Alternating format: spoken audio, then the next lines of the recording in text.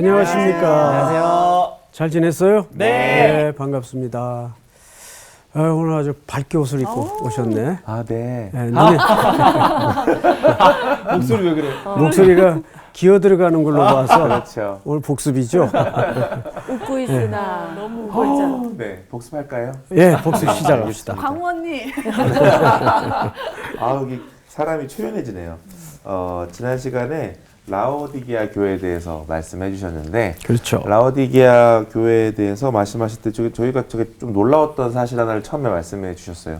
아멘이시오라고 하는 표현이, 아멘이라고 하는 표현이 저희가 지금까지 이해할 때는 내 글이 될 줄로 믿습니다. 뭐 이런 의미라고 생각했는데, 이거는 예수님의 속성에 대해서 말하고 있는 부분이라고 하시면서 참되시고 충성되시고 전능하신 그 하나님에 대해서 예수님에 대해서 말하는 표현이 아멘이다. 그래서 아멘을 함부로 쓸 것이 아니라 그 하나님을 찬송하고 하나님의 뜻대로 되어지는 일들을 위해서 아멘이 사용되어야 된다라고 말씀해 주시면서 그 라오디게아 교회에 대해서 이제 책망하시는 부분들에 대해서 얘기를 하시거든요. 넌 뜨겁지도 않고 차갑지도 않다. 지금 미적지근한 상태다라고 하시면서 너희들에게 책망할 것이 있다고 하셨는데 그걸 이제 라오디게아 교회는 잘 알지 못하는 거예요. 우리는 부자고 뭐 특별히 부족한 게 없는데 근데 거기에 대해서 예수님이 너는 널 부자라고 말하지만 너는 눈먼 것과 그리고 곤고한 것과 가련한 것과 가난한 것을 모른다. 그러면서 너에게 좀 세 가지 정도의 치료할 수 있는 이제 시스템이 필요한데 하나가 이제 그 첫 번째가 두 번째가 흰 옷이었는데 첫 번째가 갑자기 생각이 안 나요. 첫 번째가 금이었어요. 그래서 예수 그리스도께서 고유하게 우리에게 주신 구원의 은혜를 금으로 표현하셨고 흰 옷은 변화산에서 예수님께서 이렇게 흰 옷을 입고 변화되어졌던 것처럼 우리의 죄를 위해서 우리를 정결케 하신 것에 대한 예표의 상징으로 흰 옷을 말씀을 해주셨습니다.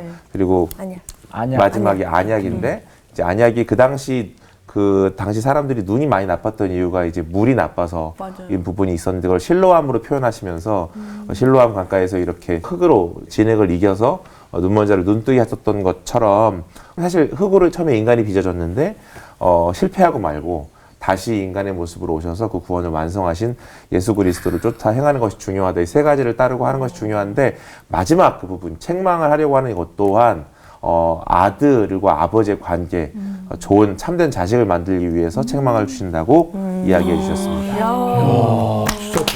중간에 깜빡했네. 아니 어떻게 그거를 다 기억하지? 그러니까.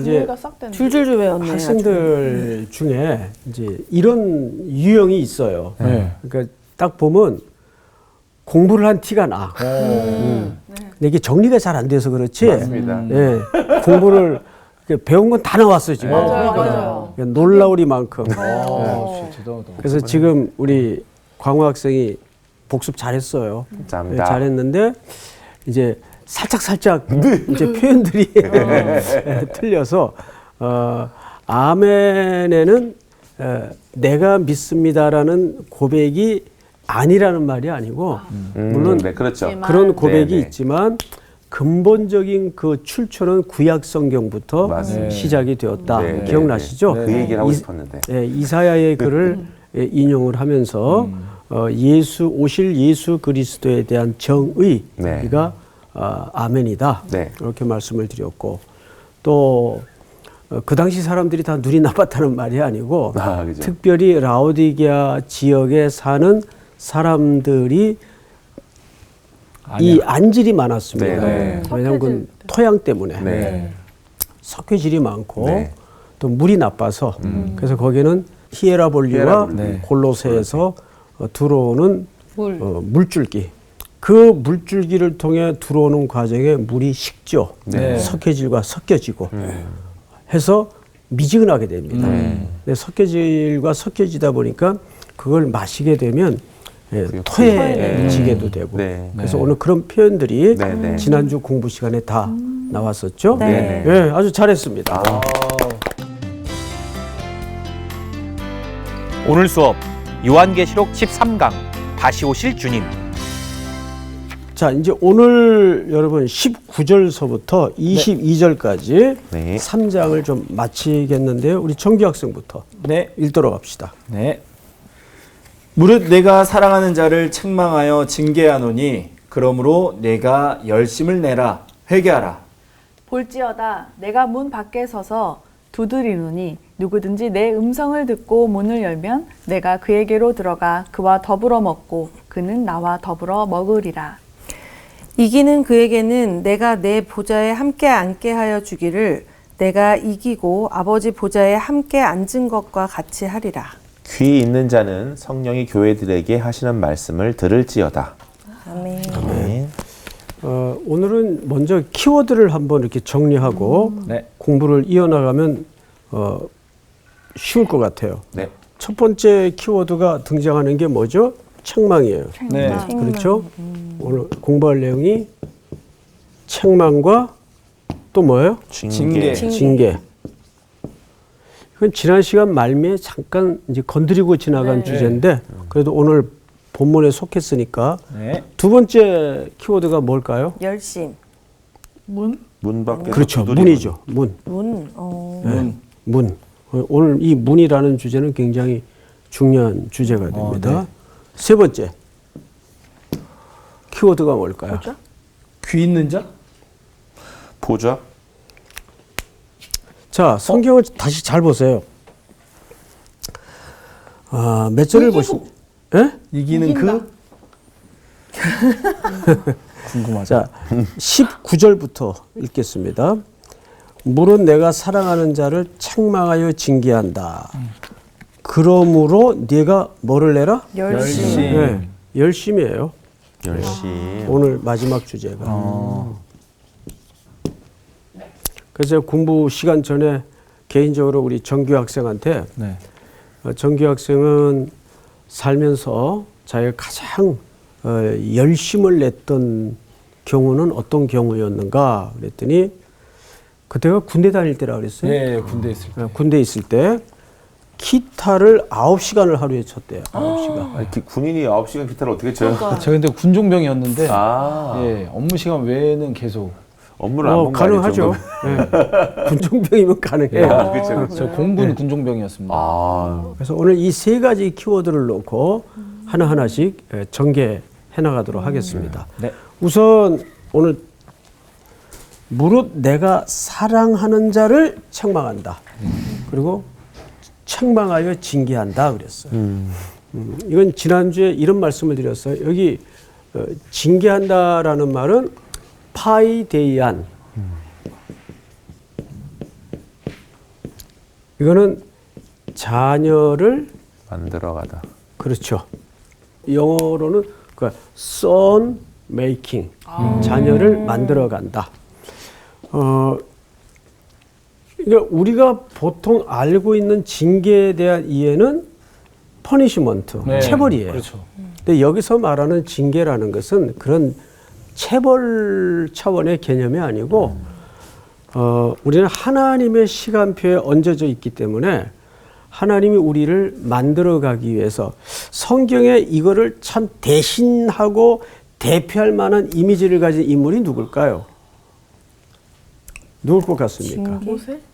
야곱? 욥. 야곱이죠. 아. 야곱이죠. 욥은 조금 차원이 다르고 네. 야곱입니다.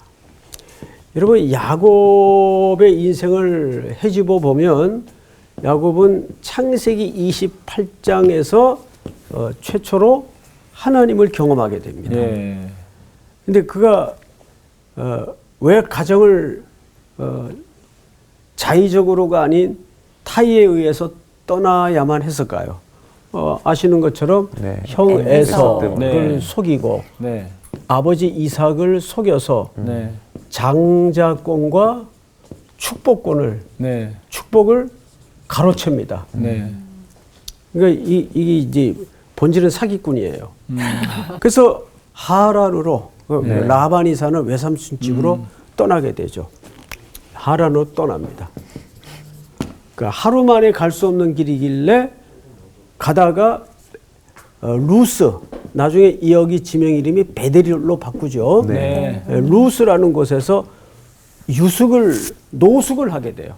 성경에 등장하는 최초의 노숙자 야곱입니다. 네. 거기서 하나님이 찾아오시고 개입에 들어오십니다. 네. 그러니까 우리 인생의 시간표에 하나님이 개입에 들어오시면 그때부터 고달파지는 거예요. 사실은. 예. 근데 그 고달파지기 시작하는 게 복이에요. 그렇죠. 네. 예. 생각을 해보세요. 들들 볶이고 고달파지면 딴 생각이 안 나요. 예. 참 역설이에요. 예. 죄질 생각 오될 예. 갖질 못해요. 네. 오늘 하루 버텨내기가 시끄럽고 복잡한데 네. 그래서 그 지나갈 때는 징그럽고 기억조차 하기 싫었던 시간들인데 그걸 어떻게 넘어왔나 돌아보면 아 그때가 정말 내가 가장 하나님 앞에 밀착돼 있었던 시간이구나. 네. 그렇게 느껴지죠. 네. 마찬가지입니다. 이때부터 하나님이 야곱의 인생에 개입에 들어오시는데 하나님이 이런 약속을 해요. 내가 너와 함께 할 것이고 네가 어디로 가든지 너를 이끌 것이며 너를 보호할 것이고 맨 마지막 약속이 뭐예요? 광학생. 맨 마지막 약속. 널 이스라엘로 삼겠다. 뭘 것 같아요?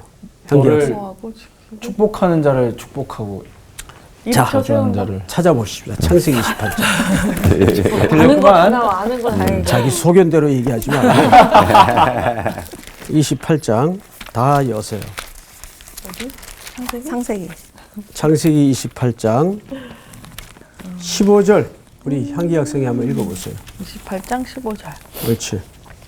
내가 너와 함께 있어 내가 어디로 가든지 너를 지키며 너를 이끌어 이 땅으로 돌아오게 할지라. 자, 보세요. 네. 이 땅으로 이 땅이 어디예요? 베델이에요. 네. 그렇죠? 돌아오게 할지라. 자, 보세요. 함께하겠다. 지켜주겠다. 어디로 가든지 동행하겠다. 그리고 돌아오게 할지라예요. 이거 이상하지 않아요? 이 대목에서? 돌아오게 할지. 어디 멀어졌나? 돌아오게. 그러니까. 보내는 거예요. 그러면 하나님이 작정하고 보내시는 거 아니에요? 아, 아들을 만들어서 다시 그 자리로 돌아오게 하겠다라는 뜻일까요? 예, 얼추 이제 다가오는데 오. 이런 거죠. 돌아오게 할 거면 왜 떠나보내냐 그 말이에요. 예? 네. 어차피 돌아오게 할 거면 함께 하시고 보호하시고 어디로 가든지 동행하신다는데 네.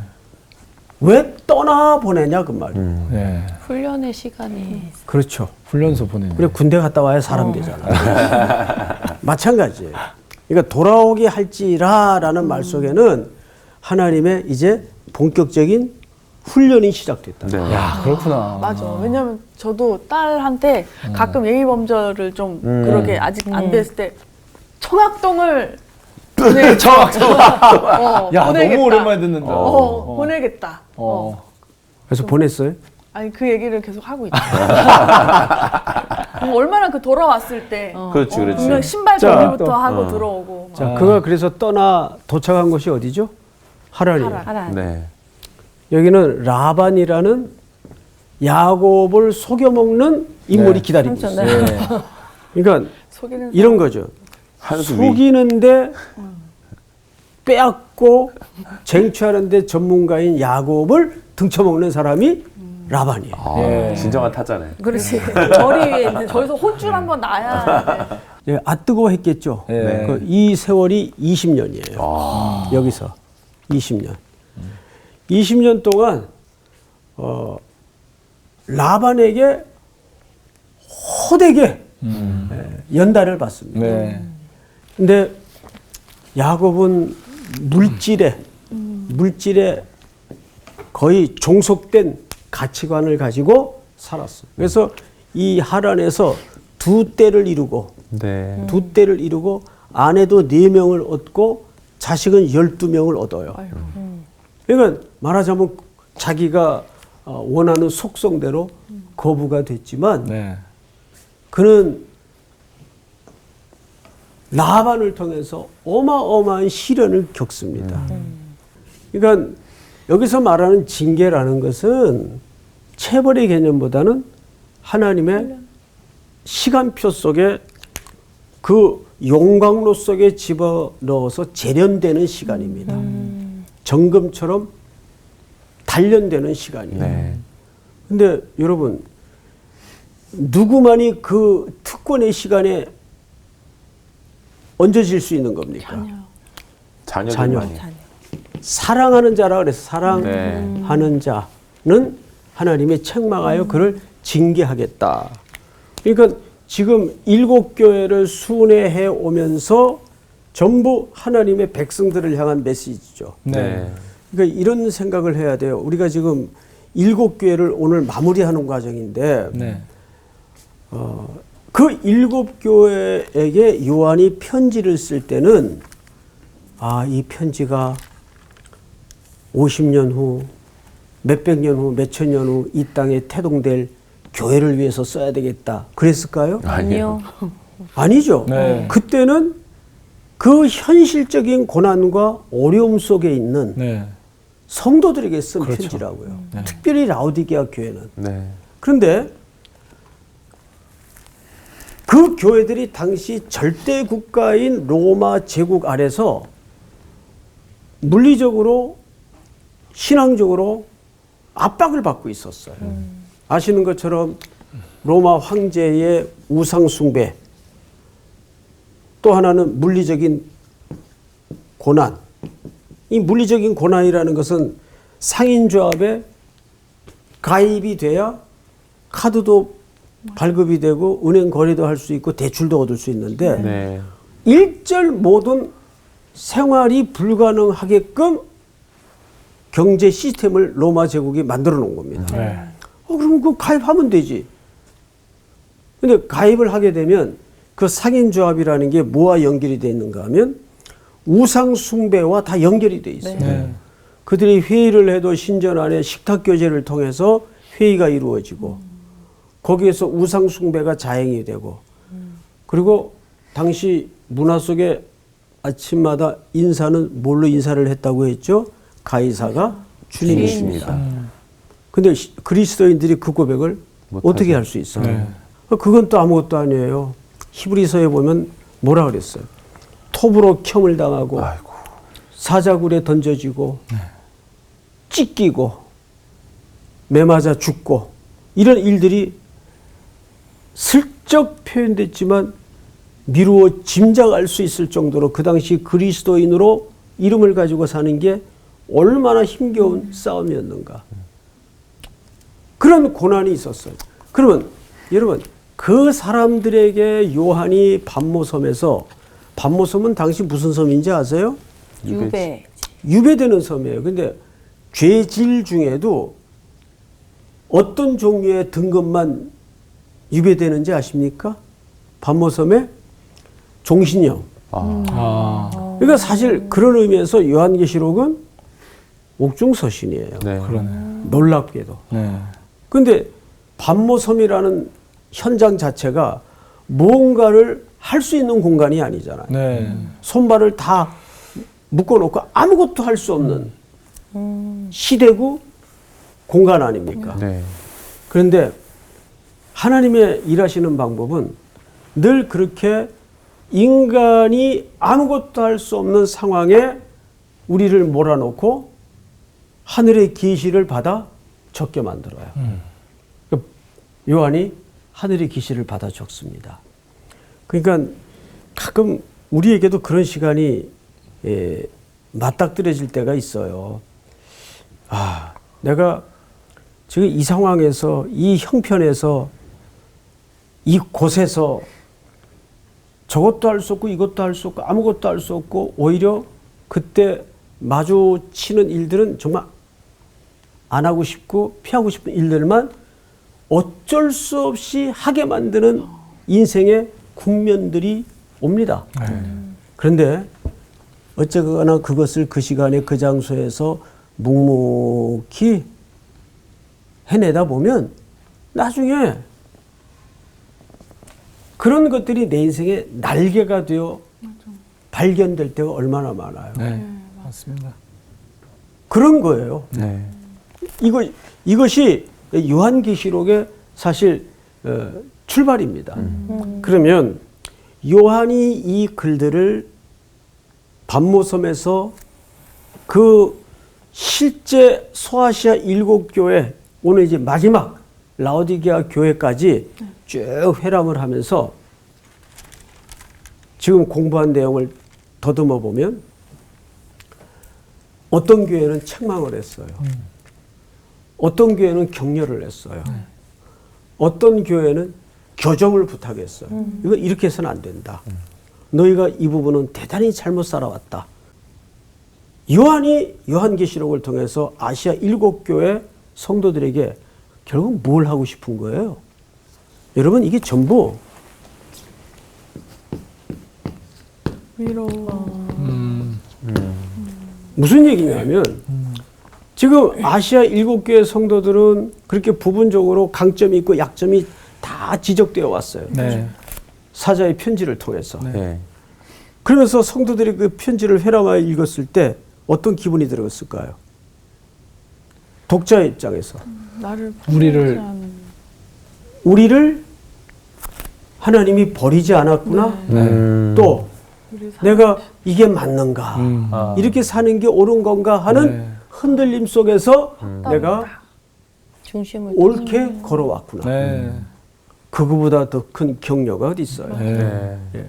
그래서 여러분, 궁극적으로 요한계시록의 초점은 그 당시 흔들리는 주의 백성들에게 위로와 소망이 목적이에요. 근데 요한계시록에 대한 뭐라 그러나요? 오해가 네. 있어요. 세 가지 오해가 있는데, 어렵다. 두 번째는 무섭다. 무섭다.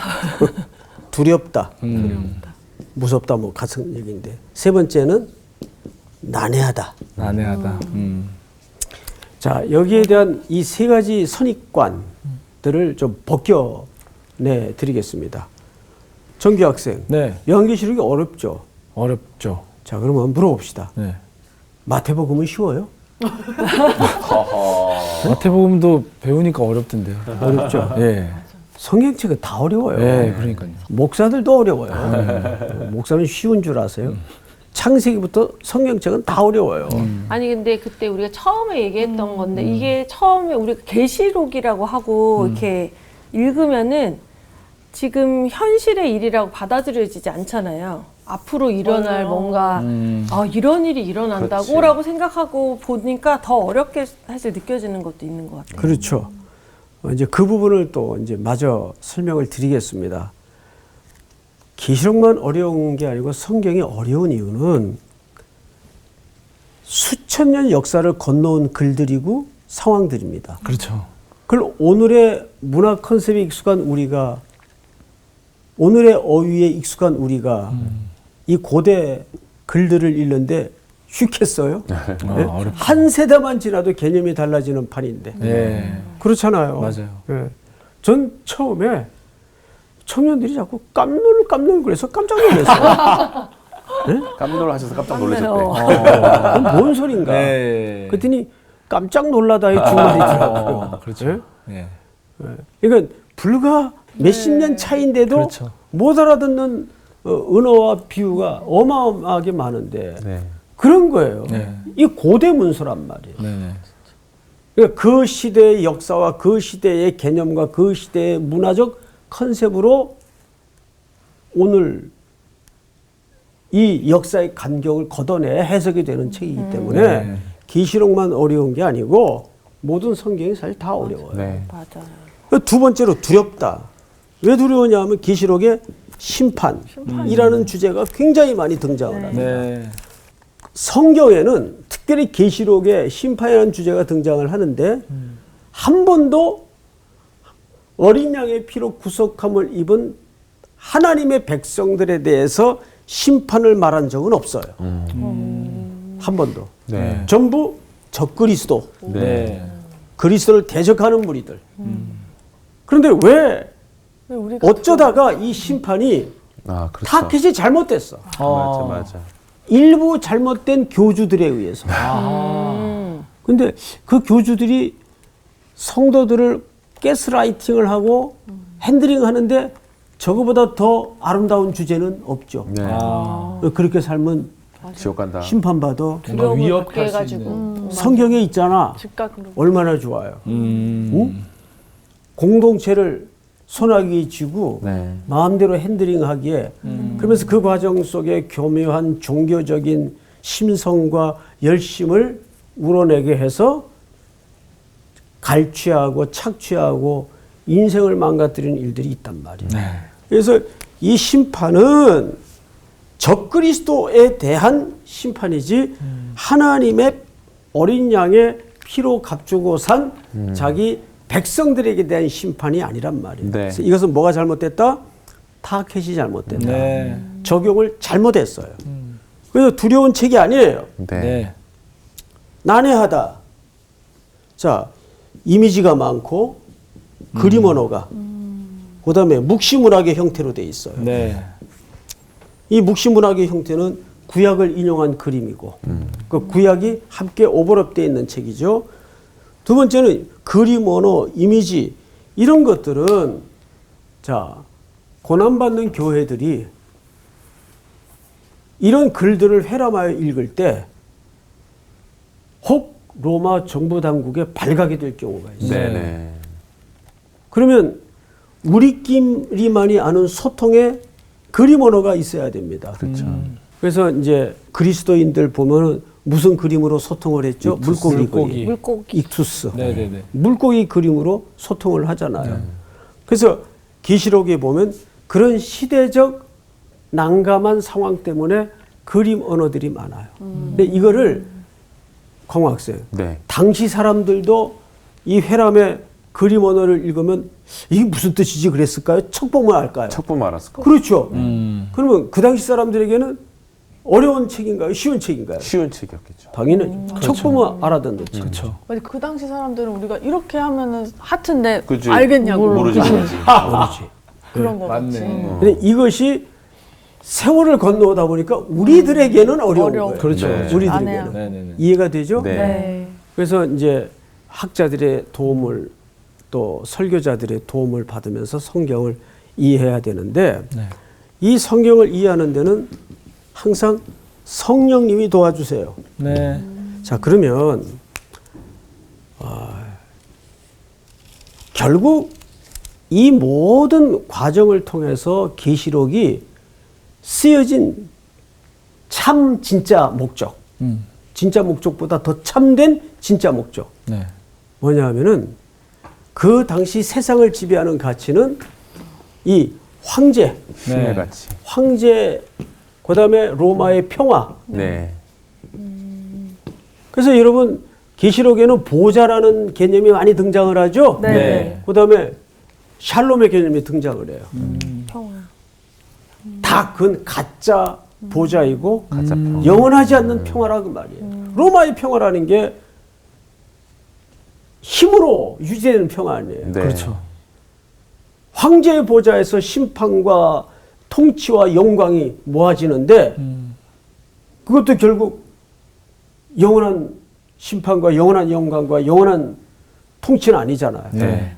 그래서 계시록을 쓴 목적은 이렇게 살아도 되는가 하는 흔들리는 당시 고난받는 성도들에게 위로와 소망이 되기 위해 썼다는 말은 진짜를 드러내는 책이라 그래요. 뭐가 네. 진짜냐? 어린 양, 네. 증언의 말씀, 그리고 그 말씀에 죽기까지 충성하는 사람들의 글들을 통해서 그들이 내가 걸어가고 있는 이 길이 결코 틀리지 않다. 그래서 우리가 간증이 조심해야 되지만 필요한 것은 뭐냐면 간증을 통해서 우리가 확인을 받는 거예요. 네. 내가 살고 있는 게 틀리지 않았구나. 네. 그래서 우리가 성도의 교제가 네. 그런 확인의 차원에서 굉장히 중요합니다. 맞습니다. 뭐 누가 뭐 알아서 듣는 거 상관없어. 그거는 바보 같은 소리예요. 우리는 서로를 분명히 격려해 줄 수 있어야 네. 되고 네. 또 인정해 줄 수 있어야 되고 네. 그래서 소아시아 7교회 편지 내용들을 보면 세 가지가 항상 패턴이 똑같아요. 처음에는 책망해요. 네. 이런 부분은 잘못됐다. 이것도 사랑하기 때문에 책망한 거 아니에요. 네. 그래서 징계하는 거 아니에요. 네. 또 두 번째는 이건 이렇게 고쳐야 된다. 네. 지금까지 7교회 내용들을 보면 이게 빠진 적이 없어요. 네. 그리고 마지막 가장 확실한 게 뭐죠? 격려입니다. 네. 네. 아, 정말 잘하고 있다. 정말 귀하다. 그러니까 이런 예수님의 패턴을 교회도 닮을 수 있어야 되죠. 그렇죠? 네. 자, 그러면 이제 두 번째 주제로 넘어가는데 문입니다. 문. 몇 절을 네. 보시냐면 19절 마지막에 그러므로 네가 열심을 내라 회개하라. 요거는 이제 마지막 주제이긴 한데 요거 맞아 말씀을 나누고 아까 공부 시작 전에 서론 시간에 이제 군대에서 군정범하면서 9시간 기타를 쳤다 그래요. 저는 사실로 믿습니다. 예. 자, 그런데 정규 학생한테 한번 물어볼게요. 그 9시간 기타를 칠 때 정말 음악이 좋고 기타가 좋아서 했죠. 그렇죠. 열심은 바로 그 지점이에요. 그 대상에 대한 사랑이 결여된 열심은 위험해요. 네. 그런데 타켓이 정확하면 대상이 내가 정말 사랑하는 사람이면 열심히 나옵니까 안 나옵니까? 나오죠. 나오죠. 네. 안 그러면 그 시간 얼마나 불행하겠어요. 아, 제가 이게 방송이라 좀 조심스러운 얘기지만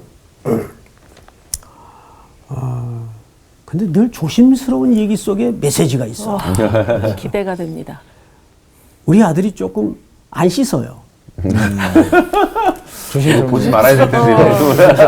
이 방송을 보지 말아야 될 텐데 잘 안 씻어요. 누가 얘기해주지 말기.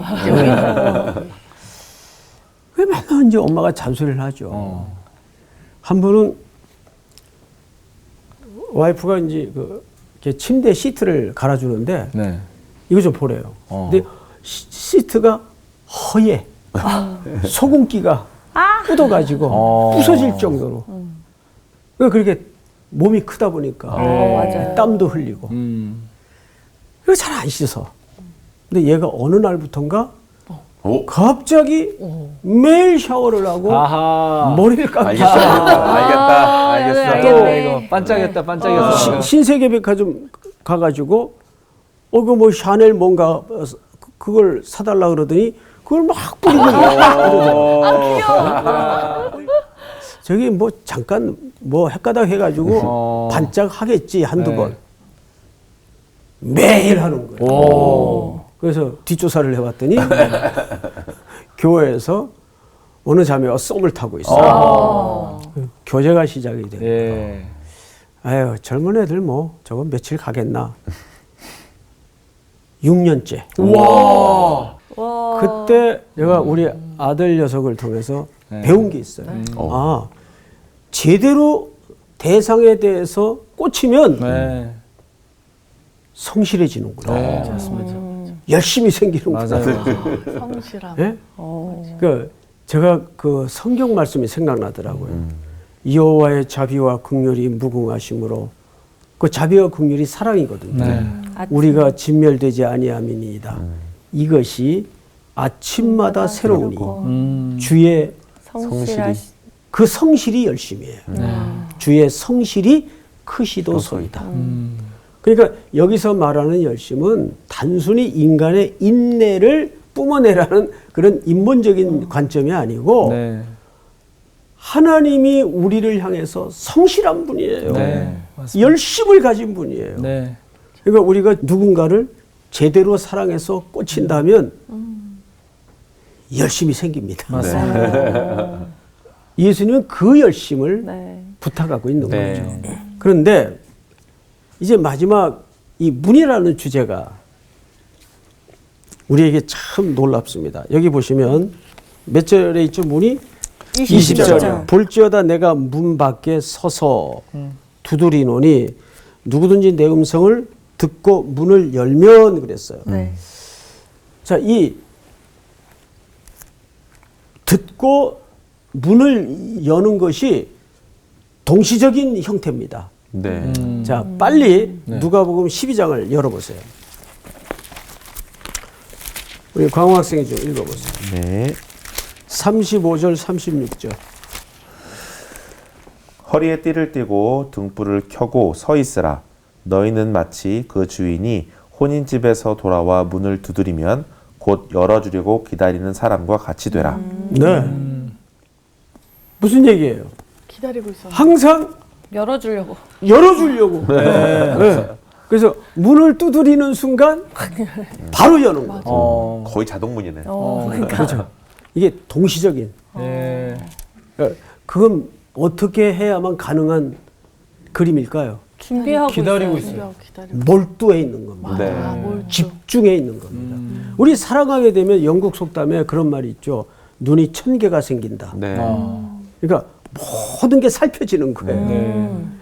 여러분 이제 잠깐 아기들 남의 집에 맡겨놓고 네. 장 좀 보고 오려고 맡겨놓으면 엄마들 갔다 오면 그 아줌마가 뭐라고 아기 봐준 아줌마가 아우 얘 때문에 진짜 그쵸. 혼났다고. 네. 왜요? 먹지도 않고 문 서가지고 엄마 나 찾으러 오나 거기 서 있더라고. 아무것도 안 하고. 그럼 소리만 나면 엄마. 엄마가. 네? 우리 애들 키울 때도 지 엄마가 조금 나한테 맡기고 가도 그래요. 네. 아빠는 그냥 그렇죠, 그렇죠. 항상 이웃집 아저씨고 엄마 오나 하고 문에 이렇게 두리번거리고 거기에 집중하고 빠스락 소리에도 놀다가 네? 그게 애기들이 늘 엄마의 음성과 엄마의 소리에 몰두해 있는 상황 아니에요. 네. 우리가 정말 그리스도의 다시 오시는 시간을 그렇게 기다리고 있는가. 그러니까 여기서 열심이라는 주제는 문이라는 주제와 맞물려 있는데 집중해 있으라. 네. 우리의 온 삶이 그러니까 그리스도인들의 삶의 스타일은 그래서 심플해질 수밖에 없는 게 정상이에요. 점점 살수록 자꾸 모든 것 정리하고 교회에 집중하고 네. 여러분 교회가 얼마나 좋아요. 예? 지금 평생 교회 다녀도 늘 교회 가고 싶어요. 전 진짜예요. 교회가 너무 좋아요. 너무 좋아요. 교회가 얼마나 좋습니까? 예? 거기에 같은 성도들 만나고. 자, 그러니까 모든 삶의 언저리에서 그리스도에게서 비껴가는 시간이 없도록 집중해 있는 것을 여기서는 문의 기다림과 같이 설명하고 있는 거예요.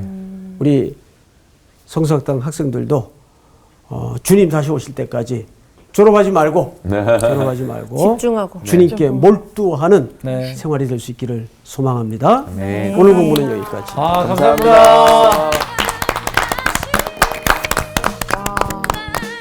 지난주에도 그랬지만 볼지어다 말씀이 진짜 우리가 알고 있던 거랑은 완전 다른 너 그거 얘기하기만 해. 찬양 얘기. 볼지어다 얘기 안 하려고 그랬는데. 근데 우리가 문 있잖아. 이거 네. 항상 우리가 전도할 때 예수님이 너 마음을 두드리니까 두드려. 열어는데 이게 사실은 믿음은 내가 여는 건 사실 아니잖아. 근데 여기 이 말씀이 맞는 것 같아. 거기에 적용될 게 아니라 진짜 내가 하나님의 음성에 늘 집중하고 있고 하나님의 인도하심을 늘 집중해서 따라가려고 하는 게 이 문을 여는 자의 그 태도인 거지. 맞아요, 그 태도이고 그 삶이 오늘 어떻게 보면은 더 단순하고 더 좋은, 그러니까 좀 양질의 삶인 것 그렇지. 같아요. 딴 데 신경 안 쓰고 그렇지, 거기만 그렇지. 집중하는 하나님만께만. 그 하나님께서 물론 우리의 열심도 진짜 중요하지만 우리가 간혹 너무 놓치고 있는 게 하나님의 그 열심이 아닌가. 하나님이 우리를 향해서 끊임없이 성실히 일하고 계시는데 우리가 그것들을 너무 당연시하고 그냥 이렇게 하루하루 살아가는 것들을 너무 그냥 흘려보내듯이 보내버리는 그 당연한 것들의 하나님의 그 은혜, 하나님의 그 열심을 다시 한번 또 네. 느끼러 회개하라 갈까요? 써있어. 회개하라 써있네. 네. 가시죠. 나가시죠. 열심으로.